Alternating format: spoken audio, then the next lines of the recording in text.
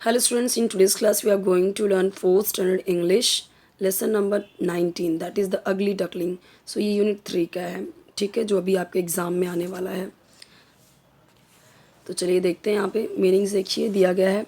Meaning आपको आता है एग्ज़ाम में, इसके लिए जो भी चैप्टर्स आने वाले हैं उसके वर्ड मीनिंग जानना ज़रूरी है. फ्लफ़ी का मतलब क्या है? Covered with soft and light fur. Shaggy means long and untidy. Waddled long and untidy यानी लंबा और अनटाइडी, गंदा सा. और फ्लफ़ी का मतलब क्या? जो कवर्ड हो, सॉफ्ट और लाइट फर हो, यानी जो उसकी रोएं हो सॉफ्ट और मुलायम हो. Waddled means to walk with short steps, यानी चलना, छोटे छोटे कदमों से चलना, moving from side to side. Ridiculed means laughed at or when unkind comments are made about somebody, यानी किसी पे किसी का मजाक बनाना, किसी का हंसी उड़ाना, ठीक है वो. मिजरेबल यानी एक्सट्रीमली सैड, बहुत दुखी. रीड्स यानी tall grass that grows near the edge of water.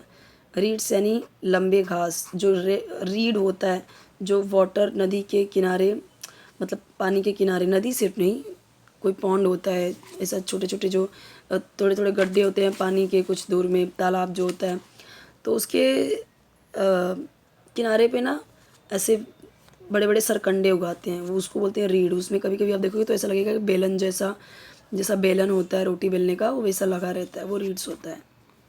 Flock यानी a group of birds of the same type. Flock यानी झुंड, बोलते हैं ना झुंड में, तो वो पक्षियों के जो बर्ड्स होते हैं उनके ग्रुप को हम फ्लॉक बोलते हैं, झुंड. एक ही साथ कई सारे बर्ड्स होना, एक ही तरीके के. ग्रेसफुल, ग्रेसफुल यानी beautiful and smooth in movement और शेप. फ्लैप्ड का मतलब क्या? फड़फड़ाना. जब the wings of a bird moving up and down, तो अप एंड डाउन ऐसे जब वो करते हैं तो वही तो है फड़फड़ाना. Fragrant having a pleasant smell, मतलब कैसे? एकदम प्लेजेंट स्मेल, बहुत अच्छा smell. Rustling means making a light soft sound. तो रसलिंग का मतलब हल्का सॉफ्ट साउंड, जैसे पत्तियाँ क्या होती हैं, रसलिंग करती हैं, soft sound. Gliding means moving smoothly and quietly, smoothly and quietly move होना. Longing means wanting something very much, किसी चीज़ को बहुत चाहना. Approach to go near something, किसी चीज़ के नज़दीक जाना. स्लेंडर यानी thin in an attractive way. Depth यानी inner most part of something. तो ये हमारा हो गया वर्ड मीनिंग. अभी आते हैं इस पेज से, मैं एक्सप्लेन कर देती हूँ ताकि आपको क्वेश्चन आंसर समझ में आए. Write the answers to the following questions. Why did the ugly ducklings decide to leave the lake? क्यों ऐसा उसने डिसाइड किया? The other ducklings did not like the ugly duckling. They teased him about his ugliness and would not allow him to join them for a swim. Finally feeling very lonely and sad, the ugly duckling decided to leave the lake. तो जो दूसरे duckling थे वो उसे पसंद नहीं करते थे, वो उसे तंग करते थे उसके अगलीनेस के बारे में, उसके कुरूपता के बारे में, और उसे अपने साथ तैरने के लिए ज्वाइन नहीं करते थे. तो फाइनली वो दुखी होकर, अकेला होकर उसने सोचा कि वो झील ही छोड़ दिया जाए, वो लेक ही छोड़ दिया जाए. लेक यानी झील. What did he find wherever he tried to seek shelter? क्या जब कहीं पे भी उसने शेल्टर लेने की सोची, ट्राई की, तो उसने क्या देखा? Wherever the ugly duckling tried to seek shelter, he found that he was always ridiculed. उसका हर कोई मजाक बनाता था. Ridiculed by the other smaller birds, animals and even human beings. हर कोई उसका मजाक उड़ाता था. Why was the ugly duckling afraid to look at his own reflection? तो अपना खुद का रिफ्लेक्शन देख के क्यों डर गया? The ugly duckling was afraid to look at his own reflection because he thought that he looked very ugly. उससे लगा कि वो बहुत अगली है.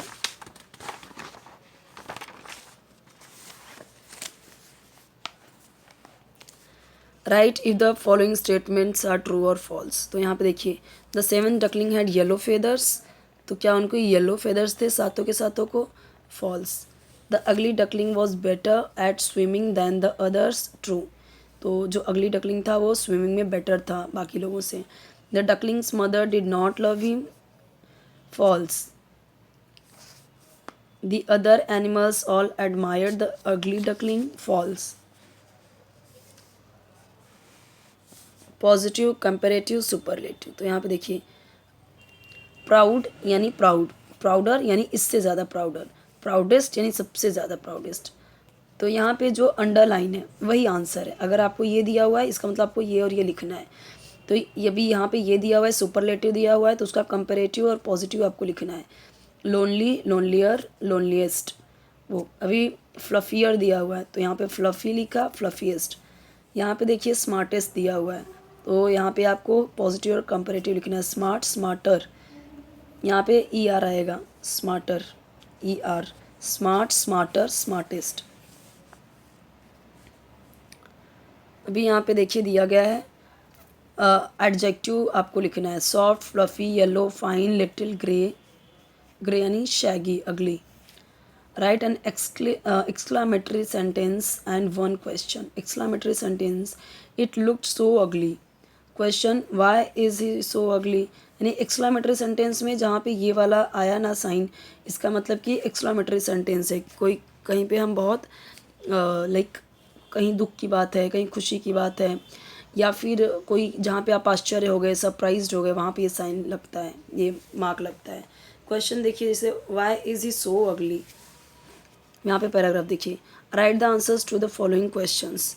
whom did the ugly duckling meet in the beautiful garden. तो किससे मिला वो ब्यूटीफुल गार्डन में। The ugly duckling met 3 beautiful white swans in the beautiful garden. Swan यानी हंस, हंस से मिला। Was the ugly duckling happy in the end, which lines tell us that. क्या लास्ट में वो खुश था, कौन सी लाइन हमें ये बताती है।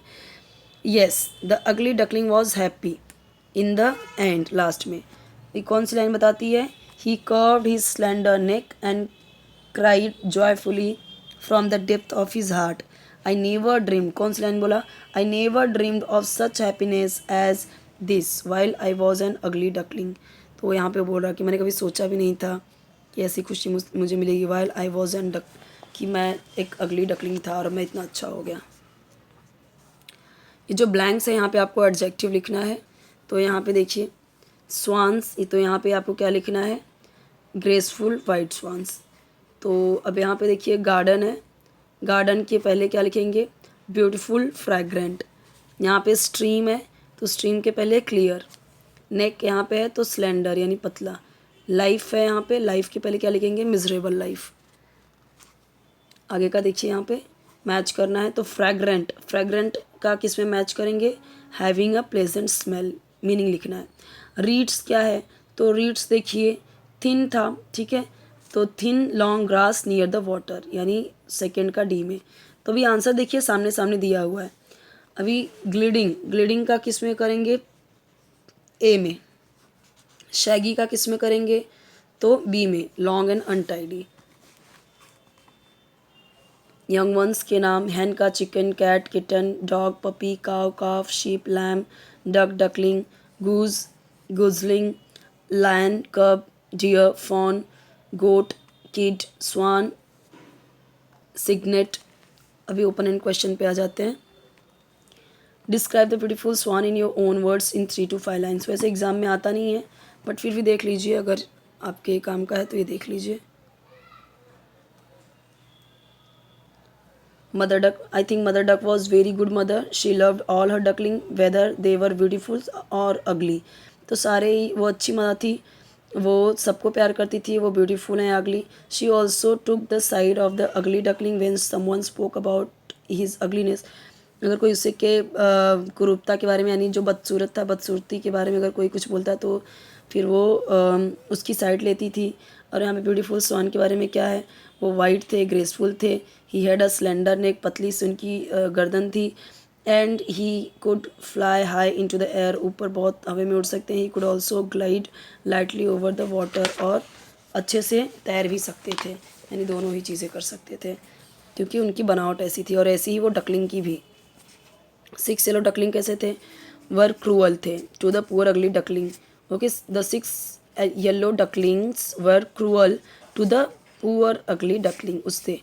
दे teased him about his ugliness, उसकी अगलीनेस के बारे में उसे टीज करते थे, तंग करते थे। They were also jealous of the ugly duckling because he could swim better than any of them, उनसे अच्छा वो तैर सकता था। नेक्स्ट वीडियो देखेंगे ऑल अबाउट ग्लास, ये हम देखेंगे नेक्स्ट वीडियो में। कोई भी वीडियो चाहिए तो कमेंट सेक्शन में बताइए। चैनल ज़रूर सब्सक्राइब कीजिए, वीडियो लाइक कीजिए, फ्रेंड्स के साथ शेयर कीजिए, बेल आइकन ज़रूर प्रेस कीजिए ताकि जब भी आपके सब्जेक्ट की वीडियोस बने तो आपको उसका नोटिफिकेशन मिल जाए। इजी रहेगा आपको वीडियोस को देखने में, ठीक है, ढूंढने की ज़रूरत नहीं पड़ेगी।